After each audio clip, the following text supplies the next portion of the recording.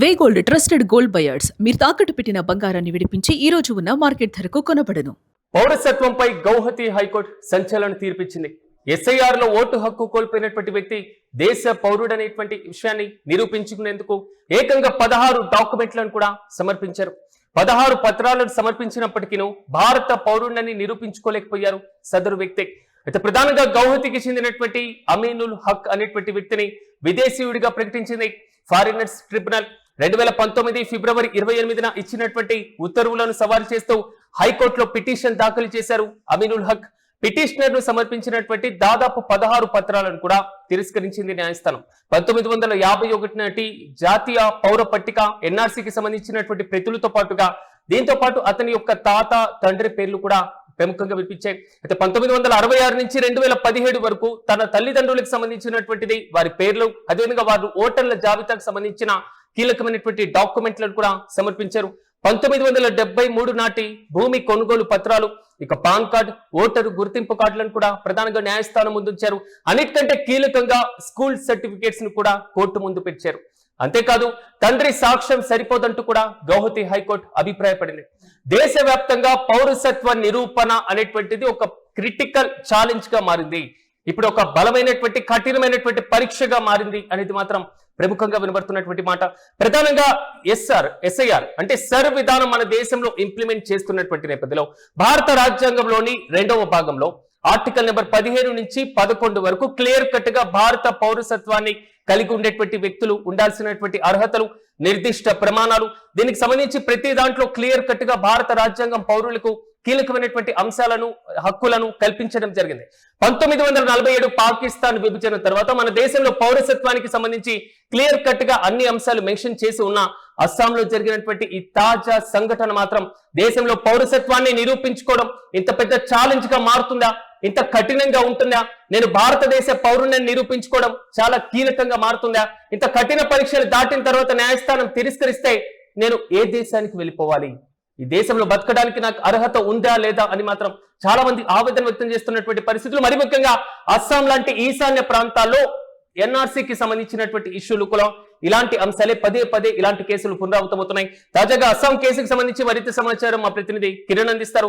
కిరణ్, చెప్పండి, అస్సాంలో పౌరసత్వ నిరూపణ అనేది కేవలం కాగితాల మీద చేసేటువంటి వేట కాదు, అది ఒక కఠిన పరీక్షలా కనబడుతున్నటువంటి వైనం అనేది మాత్రం విశ్లేషకుల దగ్గర నుంచి వస్తున్నటువంటి అభిప్రాయం.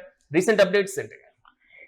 ఒక్క అస్సాం రాష్ట్రంలో కాదు, దేశవ్యాప్తంగా భారతదేశంలో నివసిస్తున్న పౌరులు తమ పౌరసత్వాన్ని నిరూపించుకోవడానికి ఏ పత్రాన్ని సమర్పిస్తే భారతీయ పౌరుడు అంటారా అనే ఆలోచనలో పడ్డ విషయం ఇది. ఎందుకంటే గౌహతి కోర్టు ఇచ్చిన ఈ సంచలన తీర్పుతో ఏకంగా ఒక వ్యక్తి 16 పత్రాలు సమర్పించిన తర్వాత కూడా అతను భారతీయ పౌరుడు కాదు, విదేశ పౌరుడు అని కోర్టు స్పష్టం చేస్తే ఎక్కడికి వెళ్ళాలి, ఏ దేశానికి వెళ్ళాలి, ఏ ప్రాంతానికి వెళ్ళాలి? అసలు ఎస్ఐఆర్ విధానం అమల్లోకి వచ్చిన తర్వాత భారతదేశీయులు కాదు అనే పరిస్థితి వచ్చింది. ఎందుకంటే ఇక్కడ ప్రధానంగా గత కొన్ని ఏళ్లుగా దశాబ్దాల తరబడి తన కుటుంబ సభ్యులు, తన పెద్దలు, పూర్వీకులు అందరూ భారతదేశంలో నివసించారు. నివసించినందుకు తగిన పత్రాలు కోర్టుకు సమర్పించినప్పటికీ కూడా కోర్టు అంగీకరించలేకపోయింది. భారతదేశంలో ఒక పౌరుడు పౌరసత్వాన్ని నిర్దిష్టంగా నిరూపించుకోవాలని ఆ వ్యక్తి మీద ఆధారపడి ఉంటుందంటూ గౌహతి కోర్టు ఇచ్చిన తీర్పు ఇప్పుడు దేశవ్యాప్తంగా సంచలనమైంది. ఏదైనా ఒక భారతదేశంలో నివసించే పౌరులు పౌరసత్వానికి ఆధార్ కార్డు సమర్పిస్తే పౌరసత్వం కాదన్నారు, అటు పాస్పోర్ట్ సమర్పిస్తే పౌరసత్వం కాదని, పాస్పోర్ట్ లాంటిదే భారతదేశ పౌరసత్వాన్ని నిర్ధారించినప్పుడు ఏ పత్రాలు సమర్పిస్తే భారతీయ పౌరుడు అవుతారు? ఒక వ్యక్తి భారతీయుడా అవునా కాదా అని నిరూపించుకోమంటే అందుకు పూర్వీకుల నివసించిన ప్రాంతం కానీ, పూర్వీకుల నుంచి వచ్చిన ఆస్తులు కానీ, పూర్వీకుల నుంచి వచ్చిన వారసత్వం కానీ, పౌరసత్వం కానీ, వీటిని అన్నిటినీ ఆయా పూర్వీకుల నుంచి వస్తాయి. ఫర్ ఎగ్జాంపుల్, ప్రస్తుతం నేనున్నాను, నా తండ్రి కానీ, నా తల్లి కానీ, నా పెద్దలు కానీ వారికి సంబంధించిన వారసత్వం ఆధారంగానే నేను భారతీయ పౌరులను నిరూపించుకోవడానికి నాకు అవకాశం ఉంటుంది. ప్రస్తుతం అస్సాంలో జరిగిన వ్యవహారాన్ని మనం స్పష్టంగా గమనించవచ్చు. తన తండ్రి, తన పూర్వీకులు అందరూ భారతదేశంలో నివసించారు, అస్సాం రాష్ట్రంలో నివసిస్తున్నారు. నివసించినకు సంబంధించిన పత్రాలు, భూమి పత్రాలు, ఆధార్, పాన్ కార్డ్ మొత్తం సమర్పించినప్పటికీ కోర్టు తిరస్కరించడంలో గల ఆంతరం ఏమిటో అంటే అర్థం కాదు. ఈ కిరణ్ ఇక్కడ అంటే భారతదేశంలో కీలకమైనటువంటి ఒక పౌరుడు- సర్టిఫికెట్లు 1951 నుంచి ఎన్ఆర్సీ దగ్గర నుంచి ఉన్న ప్రతి లిస్టుని కోర్టు ముందు సమర్పించిన కనీసం తండ్రి సాక్ష్యం కూడా చెల్లదు అనేటువంటి వాదన వినపడ్డాం. సో దానికి సంబంధించినటువంటిది మాత్రం కొంతవరకు విమర్శలు కూడా వస్తున్నటువంటి పోయినాం. సో దీన్ని ఎలా చూడొచ్చు అంటారు, లేదా ప్రభుత్వం దీంట్లో మరింత సరళీకరణ తీసుకురావాల్సినటువంటి అవసరం ఉందంటారు? ఖచ్చితంగా సిరాజ్, ఒక తండ్రి కోర్టుకు నేరుగా కోర్టుకు హాజరయ్యి తన కుమారుడు తన వారసత్వం అని చెప్పినప్పటికీ కోర్టు నోటి మాటను పరిగణలోకి తీసుకోలేదు. పరిగణలోకి తీసుకోలేనప్పుడు వారసత్వాన్ని పరిగణలోకి తీసుకోవాల్సిన పరిస్థితి ఉంటుంది. ఎందుకంటే తండ్రి కుమారుడు అనే అంశం వారసత్వం ద్వారా వస్తుంది. ఆ వారసత్వానికి సంబంధించిన పత్రాలు సమర్పించినప్పుడు కూడా అతను భారతీయుడు కాదు అని కోర్టు తీర్పు చెప్పడంలో గల ఆంతర్యం ఏమిటి? అసలు భారతదేశంలో పౌరసత్వానికి గల నిర్దిష్ట ప్రామాణికం ఏంటి? ఆధార్ కార్డా, పాన్ కార్డా, లేక పూర్వీకుల నుంచి వచ్చిన ఆస్తుల, లేక పూర్వీకుల నుంచి వచ్చిన వారసత్వమా? ఏ ఆధారం తీసుకొని దాదాపు 16 పత్రాలు, ఆధార్, పాన్, డ్రైవింగ్ లైసెన్స్, ఇలా వరుసగా చెప్పుకుంటూ పోతే దాదాపు 16 పత్రాలు, ఓటర్ కార్డు సమర్పించినప్పటికీ అతను భారతీయ పౌరుడు కాదని గౌహతి కోర్టు ఇచ్చిన తీర్పు దేశవ్యాప్తంగా సంచలనమైంది. ఒక వ్యక్తి భారతీయుడా కాదని నిరూపించుకోవాల్సిన బాధ్యత ఆ వ్యక్తి పైన ఆధారపడి ఉంటుంది. కోర్టు తీర్పు చెప్పడం కూడా ఒక సంచలనం. ఒక వ్యక్తి సమర్పించిన పత్రాలు అది పౌరసత్వం కాదు, పౌరసత్వానికి అవి ఆధారం కాదని కోర్టు చెప్పినప్పుడు నిర్దిష్టంగా కోర్టు చెప్పాల్సిన పరిస్థితి ఉంటుంది. ఈ పత్రం ఉంటేనే భారతీయ పౌరుడు అవుతారంటూ కోర్టు కానీ గౌహతి కోర్టు కావచ్చు, లేదా సుప్రీం కోర్టు కావచ్చు, లేదా కేంద్ర ప్రభుత్వం కావచ్చు, ఎవరో ఒకరు నిర్దిష్టంగా నిరూపించుకోవడానికి గల పత్రాలు ఏంటి అనేది భారత రాజ్యాంగంలోనే లేదు. భారత రాజ్యాంగంలో భారతీయ పౌరుడు అని చెప్పడానికి అలాంటి పత్రం ఉంటేనే ఇతను భారతీయ పౌరుడు అని చెప్పడానికి ఎక్కడా లేదు. రాజ్యాంగంలో లేనప్పుడు సుప్రీంకోర్టు కానీ, హైకోర్టు కానీ, కింది స్థాయిలో కింద ఉన్న కేంద్ర ప్రభుత్వాలు కానీ ఒక పౌరుడు భారతీయుడా అవునా కాదని ఎలా నిర్ధారిస్తారంటూ తీవ్ర విమర్శలు రేకెత్తాయి. దీనిపై ప్రతిపక్ష పార్టీలు దుమ్మెత్తేసిన పరిస్థితి. ప్రస్తుతం భారతదేశంలో ఎస్ఐఆర్ అమల్లోకి వచ్చిన తర్వాత ఆయా పూర్వీకులకు సమర్పించిన పూర్వీకుల నుంచి వచ్చిన ఆస్తులు కావచ్చు, పూర్వీకుల నుంచి వచ్చిన వారసత్వం కావచ్చు, తర్వాత 1950 నుంచి భారతదేశంలో పౌరసత్వానికి సంబంధించిన డేటాను ఒకసారి మనం పరిశీలించినప్పుడు పాన్ కార్డు కానీ, ఆధార్ కానీ, డ్రైవింగ్ లైసెన్స్ కానీ, ఓటర్ కానీ, ఇలా చెప్పుకుంటూ పోతే దాదాపు 16 పత్రాలు సమర్పించిన తర్వాత కూడా అతను భారతీయ పౌరుడు కాదు అంటే నిరూపించాల్సిన పరిస్థితి కూడా ప్రభుత్వాల మీద ఆధారపడి ఉంటుంది. ఎందుకంటే ప్రభుత్వాలు ఒక నిర్దిష్టమైన ప్రామాణికంగా ఇతను భారతీయ పౌరుడుగా కావడానికి ఈ పత్రాలు ఉండాలంటూ నిర్దిష్టంగా కేంద్ర ప్రభుత్వం ఒక చట్టం చేయాల్సిన పరిస్థితి ఏర్పడుతుంది. Yes, right Kiran, thank you.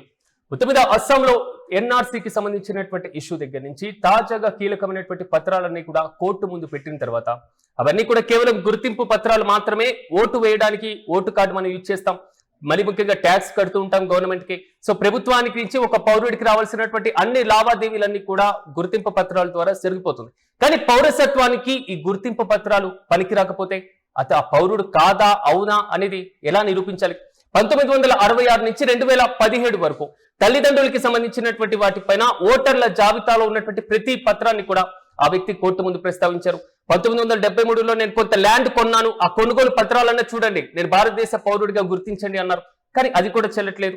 Pan card, నేను ప్రజాస్వామ్య వ్యవస్థలో ఓటు వేయడానికి యూజ్ చేసేటువంటి ఓటు హక్కుని కూడా సంబంధించిన గుర్తింపు కార్డును తీసుకొచ్చిన అది పనికిరాలేదు. కనీసం నేను చదువుకున్నటువంటి స్కూల్ సర్టిఫికేట్స్, ఈ మొత్తం పెట్టిన గౌహతి హైకోర్టు అన్నింటినీ కూడా కొట్టివేసింది. కఠినమైనటువంటి చట్టాలు సాధారణమైనటువంటి పౌరులకు పౌరసత్వాన్ని నిరూపించుకోవడంలో ఒక పెన్ను సవాలుగా మారుతున్నాయా? ఇది కేవలం ఒక కాగితాల వేట కాదు, ఇది మనిషి యొక్క అంటే ప్రధానమైనటువంటి అస్తిత్వ పోరాటం అనేది మాత్రం విశ్లేషకుల దగ్గర నుంచి వస్తున్నటువంటి అభిప్రాయం. ఎందుకంటే గౌహతి హైకోర్టు ఇచ్చినటువంటి ఈ తీర్పు చాలా కఠినత్వాన్ని, మరి ముఖ్యంగా చట్టం ముందు సామాన్యుడు ఎదుర్కొంటున్నటువంటి ఒక రకమైనటువంటి నిస్సహాయతను కళ్ళ ముందు కనబడుతుంది అనేది మాత్రం ప్రధానంగా కనబడుతుంది. ఒక వ్యక్తి ఒక దేశ పౌరుడిగా నిలబడడానికి తన జీవిత కాలంలో సంపాదించి అన్ని ఒక చోట కూడా చేర్చడం జరుగుతుంది. తాతల కాలం నుంచి అంటే 1951 ఎన్ఆర్సీ రికార్డుల దగ్గర నుంచి 50 ఏళ్ల పాటు ఓటర్ లిస్ట్ లో వాళ్ళ పేర్లు ఉండడం, చేతిలో ల్యాండ్ డాక్యుమెంట్స్ కి సంబంధించినటువంటి ఉండడం, జేబులో పాన్ కార్డు ఉండడం, ఓటర్ ఐడి ఉండడం, ఇలా 16 ఆధారాలు ఉన్న చట్టం ముందు అవేవి కూడా చెల్లకుండా పోయాయి.